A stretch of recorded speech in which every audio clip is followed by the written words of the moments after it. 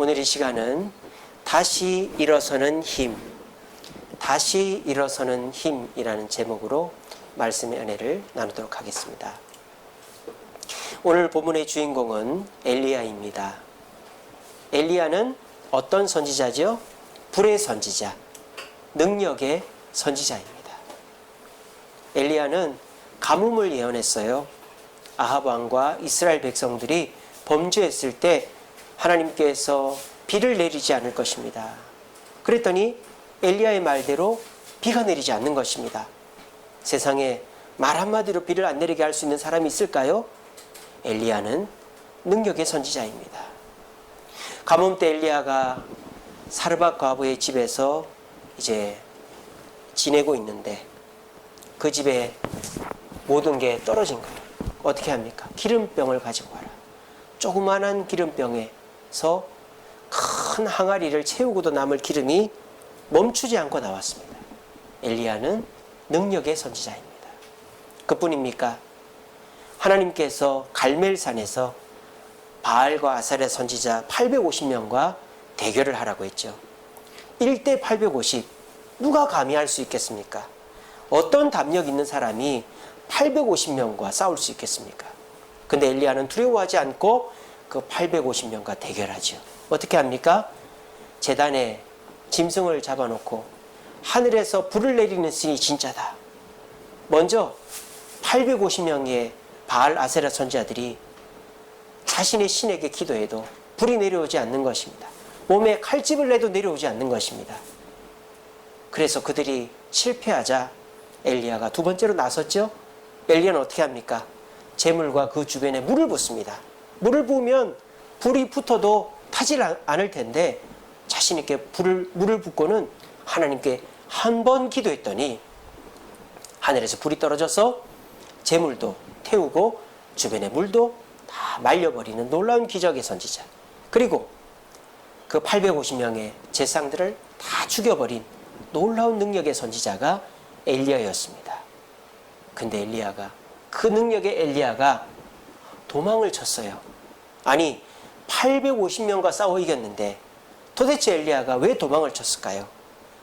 이세벨이라는 이방 왕비가 엘리야를 죽인다고 했을 때 엘리야는 갑자기 안 먹던 겁을 먹어버린 것입니다. 도망을 어디까지 칩니까? 엘리야는 북이스라엘 선지자입니다. 북이스라엘 땅에서 남유다로 도망을 쳤어요. 그러면 엘리야가 안심해도 되잖아요. 다른 나라니까. 근데 엘리야는 그 남유다 끝 부엘세바까지 도망을 칩니다. 잡으러 올까봐. 엘리야는 겁쟁이가 아닙니다. 불의 선지자, 능력의 선지자입니다. 근데 겁쟁이가 됐어요. 부엘세바에서 뭐라고 합니까? 하나님, 저를 뭐 해주세요? 죽여주세요. 아니, 엘리야가 할 소리입니까? 능력의 선지자가, 불의 선지자가 어떻게 이렇게 됐을까요? 죽여달라는 거예요. 하나님이 어떻게 하십니까? 그래 이놈아 죽여줄게 이러십니까? 어이구 내가 제 선지자를 잘못 세웠구만 이렇게 하십니까? 아닙니다. 하나님은 탈진한 선지자, 능력의 선지자였지만 탈진한 선지자 엘리야에게 음식을 주시며 마사지를 해주셨어요. 이렇게 쓰다듬어 주었다. 이거는 마사지예요. 그리고 뭐라고 하십니까? 잘잘못을 따지지 않고 쉬어라. 좀 더 자라. 라고 말씀하신 거예요. 여러분, 강한 사람도 약해질 때가 있어요. 근데 그 약해진 사람에게 너 왜 약해졌어? 너 그거밖에 안 돼? 정신 차려. 라는 말은 하나도 도움이 되지 않습니다. 약해진 사람에게 필요한 것은 뭘까요? 회복이 필요한 것입니다. 그 회복은 어떻게 해야 이루어질까요? 야단을 치고 뭔가를 요구하고 시켜서 회복이 되는 게 아니라 그 사람이 당장 필요한 것, 그 사람이 원하는 것을 들어주어야 회복이 되는 것입니다. 제가 집에서 TV를 보는데 금쪽 같은 내 새끼라는 TV를 본 적이 있습니다. 오은영 박사 아시죠? 아이들 상담해주는 오은영 박사. 그 오은영 박사에게 상담을 한 부부가 있었어요. 그 집에 한 아이가 있는데 굉장히 똑똑한 아이입니다. 부모님들도 굉장히 똑똑한 분이고, 근데 그 아이가 한번 기분이 틀어지면 미친 사람처럼 행동하는 거예요. 만약에 그 부모가 교회를 다녔다면 얘가 귀신에 들렸구나 할 정도로 애가 발광을 하는 거예요. TV에 그렇게 나와요. 엄마가 그 애가 아토피가 심해요. 그래서 아토피 연고를 발라주는데, 연고 바르다가 애가 아토피 연고를 좀 싫어하는 것 같으니까 냄새를 맡아보라고, 이거 한번 냄새 맡아봐, 냄새 안 나 하면서 살짝 그게 입술에 스쳤는데, 얘가 엄마한테 물어봅니다. 엄마, 나한테 그거 내 입술에 먹였지? 그러는 거예요. 근데 이 엄마가 아니야, 나 너한테 먹인 적 없어, 이렇게 딱 한 거예요. 그랬더니 그 애가 그 시간부터 막 발광을 하는 거예요. 엄마가 나한테 이상한 거 먹여서 죽이려고 그랬어. 그러면서 애가 방방 뛰고 지방에 들어가서 지방에 있는 물건들을 다 헤집어 놓고 침을 뱉고 엄마한테 엄마한테 침을 뱉는 거예요. 소리를, 그거를 그 카메라가 고스란히 담은 거예요. 충격이었어요. 엄마하고 아빠는 울고불고 난리가 났어요. 근데 엄마는, 그 아빠는 없었는데 엄마가 그래도 굉장히 배운 사람이라 차분하게 너 왜 그래? 그러면 안 되지? 차분하게 애를 달래는 거예요. 근데도 애가 엄마 나한테 이상한 거 먹였잖아 막 소리를 지르는 거예요. 근데 그 엄마는 아니야, 난 그런 적 없어 계속 그러는 거예요. 그러니까 그 애가 어떻게 하는 줄 알아요? 엄마 나가 죽어버려 그러는 거예요. 그러니까 그 엄마가 도저히 그 아이를 컨트롤하지 못하는 거예요. 그러니까 그 엄마는 뭐라고 하느냐, 화를 내거나 야단을 치진 않는데, 엄마는 너한테 이상한 거 먹인 적 없어, 엄마는 너한테 잘못한 거 없어, 자꾸 그렇게 얘기하는 거예요. 그리고 이제 화면이 딱 멈췄어요. 그리고 난 다음에 이제 그 오은영 박사가 진단을 해줍니다. 뭐라고 얘기하느냐, 이 아이는 지극히 정상입니다. 그리고 이 아이는 굉장히 똑똑한 아이입니다. 여러분 같으면 그렇게 얘기할 수 있겠어요? 부모한테 나가 죽으라 그러고, 부모한테 침을 뱉고, 엄마 뺨을 때리고 막 이러는 애인데, 이 오은영 박사는 얘가 정상적인 애라는 거예요. 그리고 똑똑한 애라는 거예요. 그러면서 오은영 박사가 조심스럽게 그 엄마에게, 엄마가 너무 잘하고 있습니다, 엄마 애한테 화내지 않고 야단치지 않고 너무 차분하게 애를 잘 하셨습니다, 근데 제가 한 가지만 물어볼게요 하면서 이제 지적을 하는 겁니다. 혹시 애 입술에 로션 묻히셨어요? 그러니까 그 엄마가 그런 것 같아요 라고 하는 거예요. 그러니까 그 아이가 똑똑하다는 게 이 말이에요. 그 아이는 엄마가 나한테 입술에 로션을 묻혔다라는 거를 인정하기를 바라는 거죠.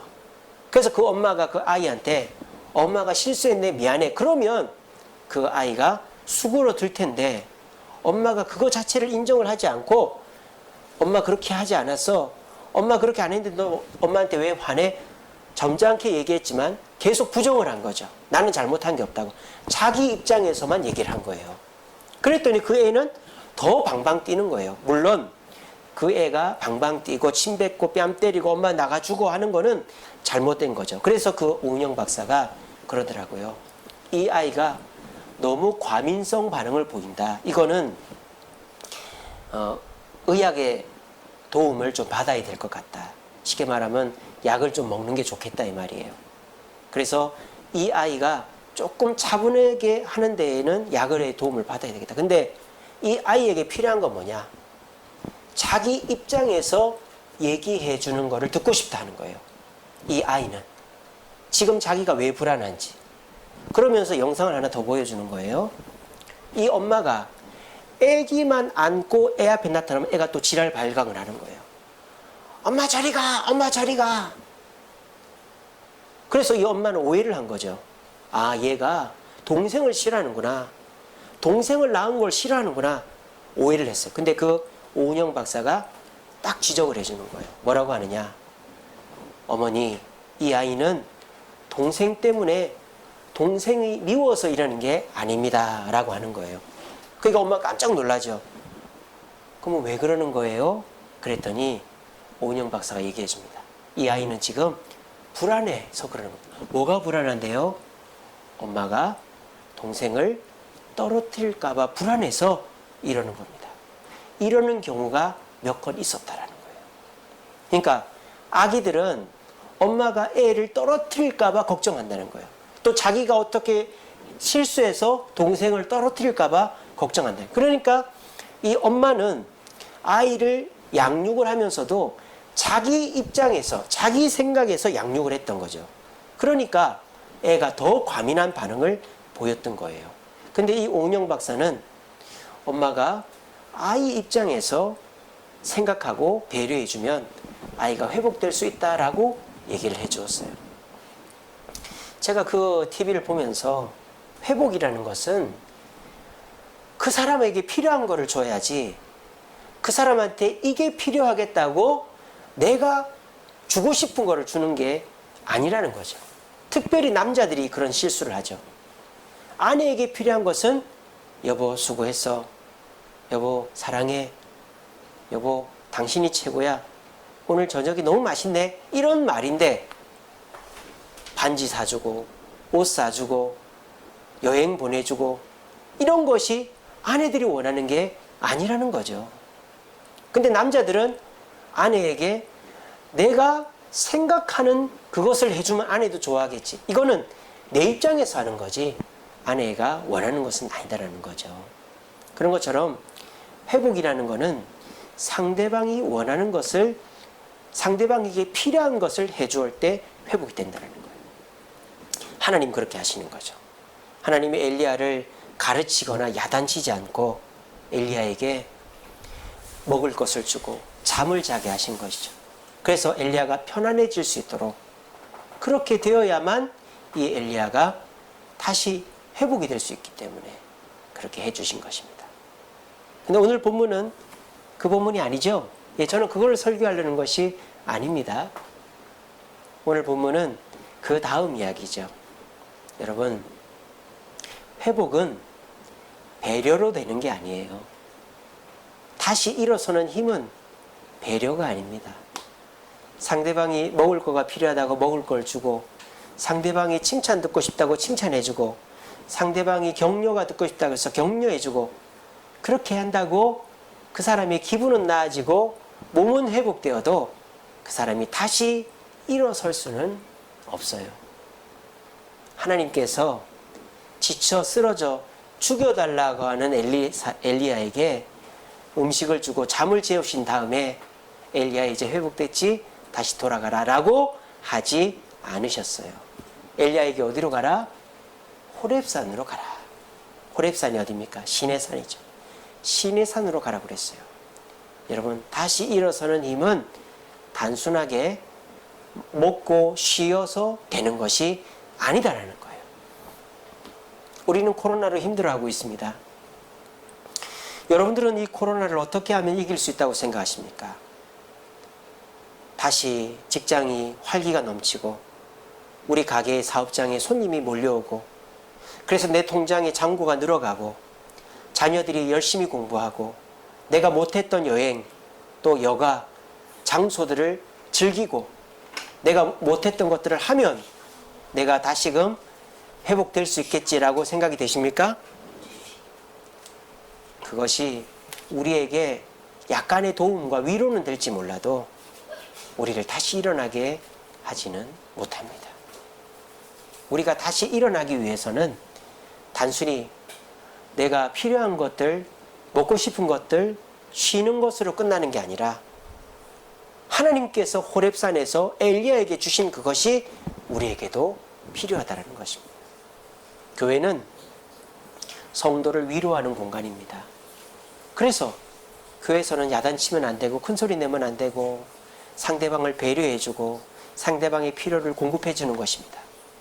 그런데 그것만 하는 곳이 교회가 아니죠. 그런 것은 요양원도 있고 복지관도 있고 또 동사무소 가면 그렇게 해줘요. 그것만 하는 것이 교회가 아니다. 교회는 오늘 하나님께서 엘리야에게 호렙산으로 가라고 하신 것처럼 호렙산에서 하나님이 주신 것을 주는 것이 교회다. 그렇게 해야 우리는 다시 일어설 수 있다. 회복될 수 있다라는 것입니다. 부디 오늘 말씀 끝까지 들어보시고 이 코로나를 이기는 방법은 물론 야단치고 닥달하고 가르쳐서 회복되는 게 아니라고 말씀드렸죠. 그거가 아니지만 그렇다고 해서 내가 쉬고 먹고 내 힘을 다시 냈다고 회복되는 게 아니에요. 다시 일어나는 게 아니에요.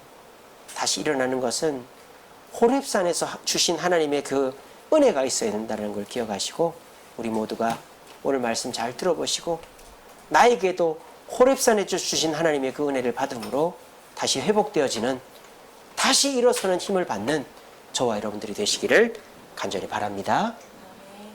자, 보세요. 오늘 이 장면 옆에 있는 그림이 호렙산에서 하나님을 만나는 엘리야죠.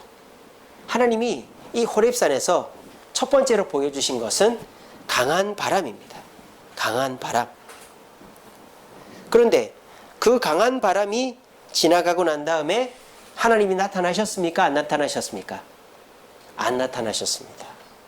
두 번째로 호렙산에서 일어난 기이한 현상이 뭐죠? 지진이 일어났어요.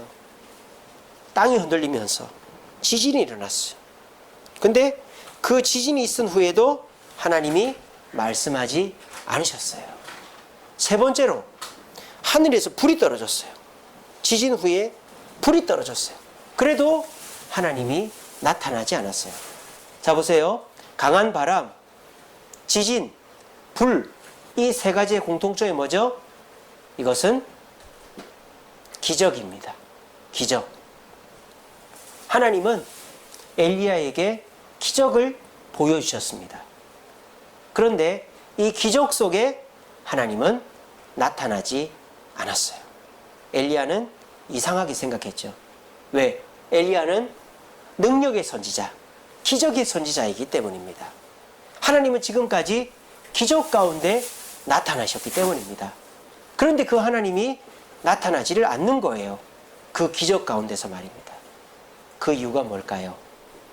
기적이 우리를 다시 일어나게 하지 않는다라는 것입니다. 기적은 우리에게 동기를 부여할 뿐 그 기적이 우리가 다시 일어나서 꾸준히 주님 앞에 헌신할 수 있는 그런 동력이 되지는 않는다는 거예요. 그래서 하나님은 강한 바람, 지진, 불 가운데서 역사하지 않으시고 나타나지 않으시고 그 다음에 나타나십니다. 무엇으로 나타나십니까? 말씀으로 나타나시는 것입니다. 하나님은 엘리야에게 이제는 기적으로 나타나는 분이 아니라 말씀으로 나타나는 분이다. 근데 하나님께서 엘리야에게 주신 말씀은 어떤 말씀입니까? 아람 왕 하사엘에게 기름을 부어라. 그리고 예후에게 기름을 붓고 너의 제자 엘리사에게 기름을 부어라. 라고 명령하셨습니다. 자, 이거는 뭐죠? 사명이죠. 사명. 하나님은 엘리야에게 사명을 맡기신 거예요. 아니, 지쳐있는 사람한테 사명을 맡긴다? 이해가 되지 않습니다. 어떻게 지쳐있는 사람한테 사명을 맡긴단 말입니까? 근데 하나님은 엘리야에게 사명을 맡겼더니 어떻게 됐어요? 이 엘리야가 다시 일어서서 그 사명을 감당하러 갔다는 것입니다.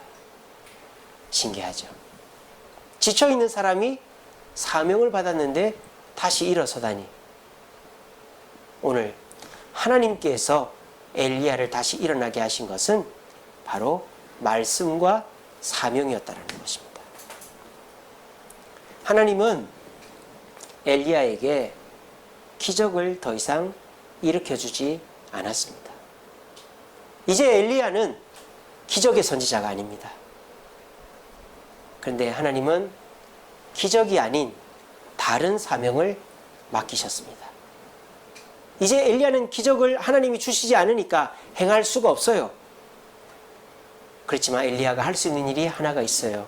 그게 뭐죠? 기름을 붓는 것입니다. 왕에게 기름을 붓고 또 제사장에게 기름을 붓는 일은 누가 하는 일이죠? 바로 선지자가 하는 일인 것입니다. 그래서 엘리야는 자기가 할 수 있는 사명을 받았던 것이죠. 여기에서 우리가 깨달아야 될 것은 회복은 배려로 그냥 잘해주는 것으로 회복되는 것이 아니라는 거예요. 회복은 하나님의 말씀을 들어야 회복되는 것입니다. 신기한 일이죠. 사람의 말이 우리를 회복시키는 게 아니에요. 아무리 착한 사람, 훌륭한 사람, 능력 있는 사람 말을 들어도 회복되지 않아요. 그런데 설교 말씀을 들으면 마음이 편안해지고 그 말씀이 나에게 능력이 나타나는 거예요. 여러분 이게 왜 그럴까요? 똑같은 말인데 똑똑한 교수 또 인생을 많이 산 그 어르신들, 학자들, 권력자들 이런 사람들의 말을 들을 때에는 그냥 고개만 끄덕끄덕이고 마음에 약간의 감동은 있지 내가 다시 동기부여가 되고 회복되는 일은 많지 않단 말이에요. 그런데 아무리 시골교회 목사님, 아무리 개척교회 목사님이라도 말씀을 들으면 말씀 속에서 새 힘이 난다 이 말이에요. 왜 그럴까요? 세상 사람들의 말과 하나님의 말씀에는 큰 차이가 있습니다. 그게 뭐죠? 성령의 역사입니다. 세상 사람들의 말에는 성령의 역사가 일어나지 않아요. 하지만 하나님의 말씀은 성령이 함께 하시는 것입니다. 그래서 그 성령께서 그 말씀에 동반되어 역사하시기 때문에 그 말씀을 들으면 다시 일어서는 힘이 나타나는 것입니다. 지금 엘리야는 지쳐 쓰러져 있다가 호렙산에 왔습니다. 강한 바람에도 지진에도 불에도 하나님은 나타나지 않았습니다. 이제 더 이상 엘리야에게 기적은 없어요. 그런데 하나님이 말씀하셨어요. 엘리야에게. 그랬더니 어떻게 됐습니까? 이 엘리야가 그 말씀을 듣고 다시 일어서게 되었다. 저와 여러분들도 마찬가지입니다. 말씀은 저와 여러분들을 일어서게 합니다. 저같이 부족한 사람의 말씀이라도 저를 보지 마시고 저의 이 전하는 말씀 속에서 성령이 역사하시면 여러분들에게 힘이 주어지게 되는 것입니다. 그래서 우리는 교회밖에 해줄 수 없는 그 일, 그것이 뭐죠? 바로 말씀인 것이죠. 말씀을 들을 때 저와 여러분들은 그 말씀 속에서 새 힘을 얻게 되시는 것입니다. 부디 여러분들이 새 힘을 얻을 수 있는 방법이 잘 먹고 잘 쉬고 내가 원하는 것이 이루어져서 되는 것이 아니라 교회에 와서 주의 말씀을 들을 때 그 말씀 속에 역사하시는 성령의 은혜로 말미암아 나는 새 힘을 얻는다라는 것을 깨달으시고 주의 말씀 속에서 새 힘을 얻기 위해서 애쓰고 노력하시는 저와 여러분들 되시기를 간절히 바랍니다. 그리고 엘리야에게 하나님은 그 말씀을 통해서 뭘 맡기시죠? 사명을 맡기시는 것입니다. 여러분, 어린아이들은 하루가 길어요. 아침에 눈 뜨고 저녁 때 엄마가 부를 때까지 하루 종일 밖에 돌아다니고 하루가 엄청 깁니다. 그래서 우리의 머릿속에 남아있는 기억들이 뭐죠? 제가 지금 나이가 48인데 제 머릿속에 있는 남아있는 기억들 중에서 생각나는 거는 대부분 어렸을 때 기억이에요.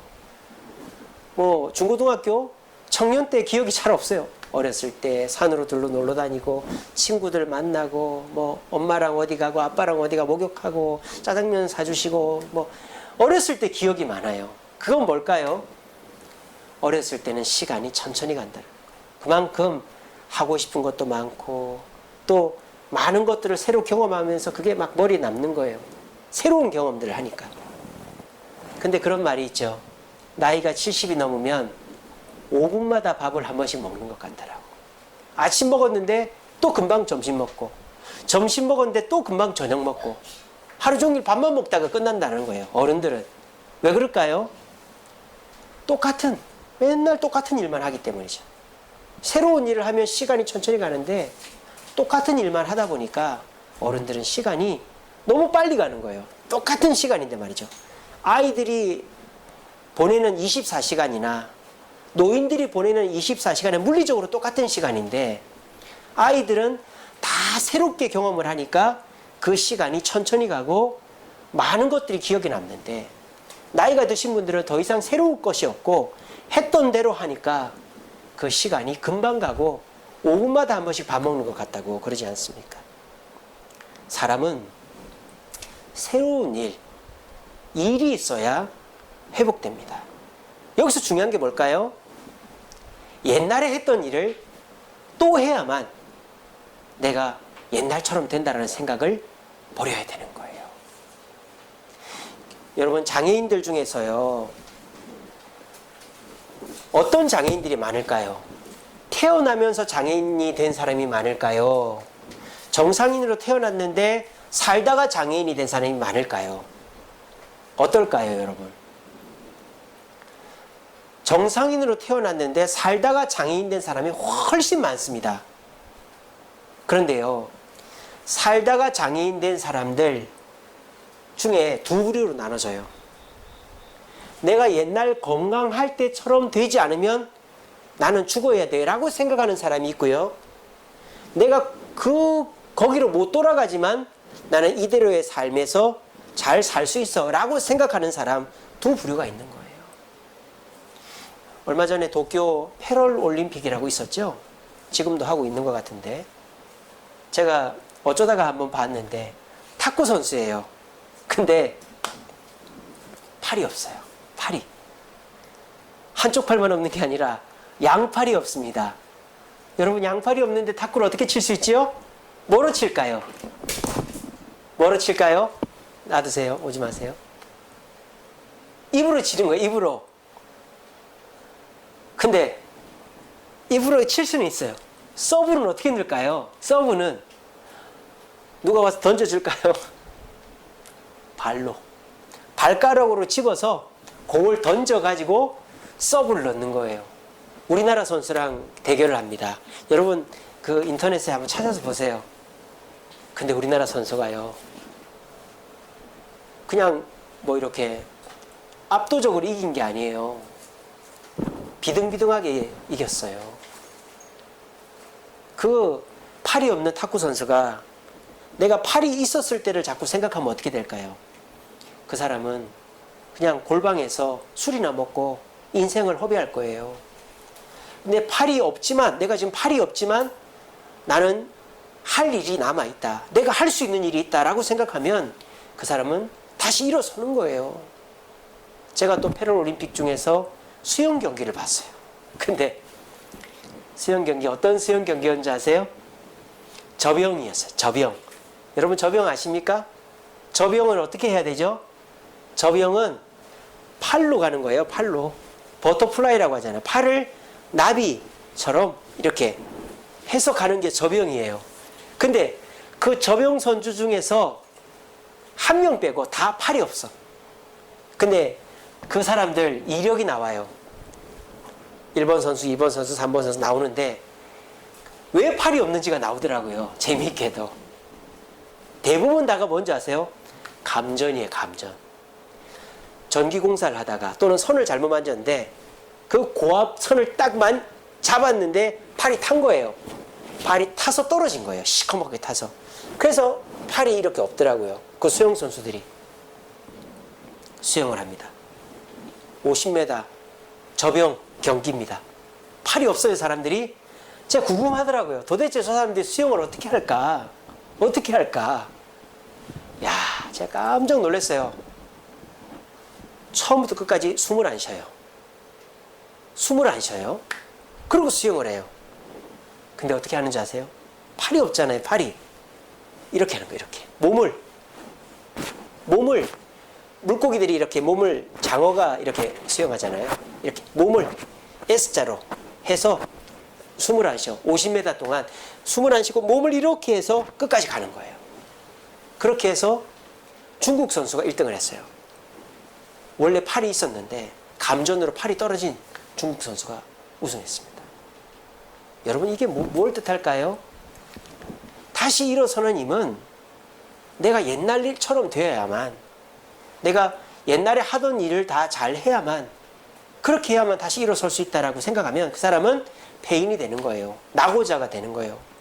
그런데 내가 지금 이 상태에서 내가 다시 할 수 있다, 나는 일어설 수 있다, 이렇게 생각하면 그 사람은 다시 일어서는 거예요. 내가 이 나이지만, 이 몸 상태지만 나는 할 일이 있다 라고 생각하면 다시 일어서는 거예요. 요즘은 은퇴가 많습니다. 50대에 은퇴합니다. 다른 사람은 40대에 은퇴해요. 일이 없으니까.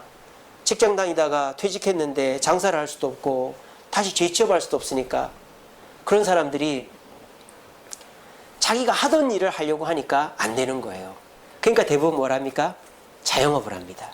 치킨집을 하고 식당을 하고. 근데 예전에 이렇게 회사 사장이었고 이사였고 간부였던 사람들은 주방에 안 들어갑니다. 카운터만 봅니다. 아니, 가게에도 안 나타납니다. 그러면 그 가게는 망하는 거예요. 그래서 망한 사람 많고 우리 사촌 형님도 그래서 망했습니다. 옛날 생각하면 안 돼요. 재취업을 하더라도 내가 옛날에 회사에서 이사였건 사장이었건 내가 기술직이었건 사무직이었건 상관없이 내가 지금 이 상태에서 할 수 있는 일이 뭘까를 생각하고 그 일을 하면 다시 일어서는 거예요. 교회에 어르신들이 있습니다. 어르신들이 항상 이런 얘기합니다. 아이고 목사님, 제가 나이가 많아서 몸이 아파서 제가 뭘 할 수 있을까요? 뭘 할 수 있긴요. 기도할 수 있죠. 뭘 할 수 있긴요. 예배 드릴 수 있죠. 뭘 할 수 있긴요. 교회 와서 청소하고 봉사하고 지쳐있는 여성도들, 지쳐있는 성도들 위로하고 상담해 줄 수 있죠. 왜 못한다고 생각합니까? 옛날처럼 해야 된다고 생각하니까 그렇게 되는 것입니다. 사명은 옛날처럼 해야만 잘하는 것이 아니라 내가 지금 이 상태에서 할 수 있는 일을 하면 됩니다.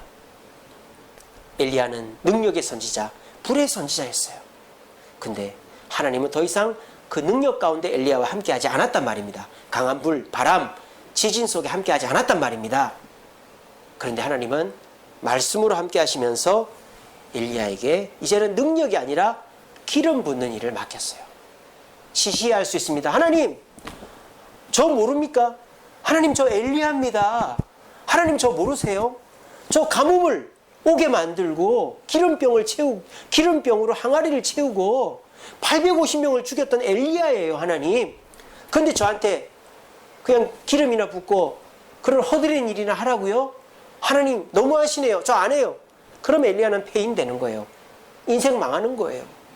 근데 이 엘리야가 하나님의 말씀을 듣고 하나님의 사명 앞에 아멘하고 하사엘에게 기름을 붓고 또 제사를 지켜서 예후와 엘리사에게 기름을 부었더니, 엘리사에게 또 기름을 부었더니 엘리야는 어떻게 됐죠? 예수님과 같이 되었어요. 어떻게? 죽음을 보지 않고 하늘로 올라간 세명에 들었던 것입니다. 저와 여러분들도 마찬가지입니다. 저는 그렇게 생각합니다. 엘리야가 죽지 않고 하늘로 올라간 것은 하나님의 말씀 앞에 제2의 인생을 순종했기 때문이라고 저는 믿습니다. 여러분들도 내가 잘 나갈 때, 능력 있을 때 잘해서 칭찬받고 성공하는 것이 아닙니다. 내가 한번 쓰러졌을 때, 낙심했을 때, 좌절되었을 때에 하나님의 말씀을 듣고 순종하면, 사명을 감당하면 그것이 과거에 잘했던 것보다 더 큰 상급으로 주어질지로 믿으시기를 바랍니다. 여러분, 사업하는 사람들 중에 안 망한 사람이 없어요. 지금 전 세계 선진 국가들 중에 어떤 나라들이 있습니까? 여러분 보세요. 영국, 프랑스, 독일, 일본, G7 국가들 아닙니까? 영국, 프랑스, 독일, 일본의 공통점이 뭐죠? 패망했다라는 거예요. 독일과 일본은 패망을 했어요, 아예. 그리고 영국과 프랑스는 패망 직전까지 갔어요. 자, 그런데요, 그런 나라들이 선진국이었고 선진국의 기술력과 정신력과 그런 경험들을 한 나라들이기 때문에 패망한 그 자리에서 다시 사명을 감당하니까 영국도 프랑스도 독일도 일본도 다시 일어서더라는 거예요. 이게 뭐예요? 다 망할 수 있어요. 실패할 수 있어요. 문제가 있을 수 있어요. 그런데 거기에서 일어서느냐 안 일어서느냐에 따라서 그 사람의 인생이 좋아지느냐 안 좋아지느냐의 차이가 있다는 것입니다. 대통령들도 그렇지 않습니까? 초기에 칭찬 안 받는 대통령이 누가 있습니까? 근데 말기에 은퇴하고 칭찬받아야죠. 미국의 지미 카터라는 대통령이 있어요. 근데 그 카터 대통령은 재선을 하지 못했어요. 재선을 하지 못했어요. 제가 기억하고 있기로 미국의 이란 대사관이 테러를 당해서 미국 사람이 많이 죽었어요. 그것 때문에 지미 카터가 미국은 보통 재선을 다 하거든요. 트럼프처럼 재선을 못한 유일한 대통령 중에 하나가 지미 카터예요. 그러니까 지미 카터의 전반전 대통령 기간은 실패였어요. 실패. 근데 이 지미 카터가 지금은 어떻습니까? 링컨, 그런 아주 워싱턴 이런 위대한 대통령이 들어갑니다. 레이건 같은. 왜? 지미 카터는 은퇴하고 많은 복지사업, 구호사업에 앞장을 섰기 때문입니다.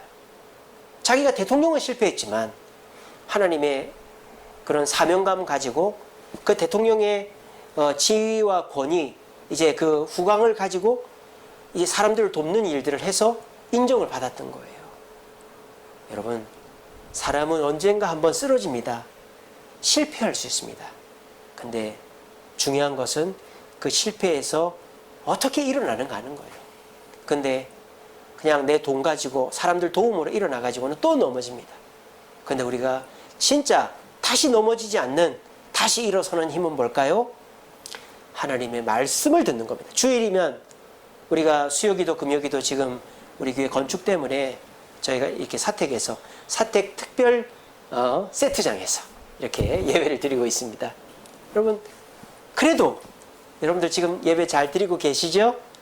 이렇게 지금 스마트폰이나 컴퓨터나 TV로라도 여러분들 예배 드리려고 하고 계시죠? 집중해서 예배 드리려고 하시고, 또 이번 주일에도 우리 어수선하지만 교회에서 예배 드립니다. 현장에서. 그럴 때 여러분들이 거기에서도 집중해서 예배를 드리고 말씀이 나를 다시 일어서게 한다.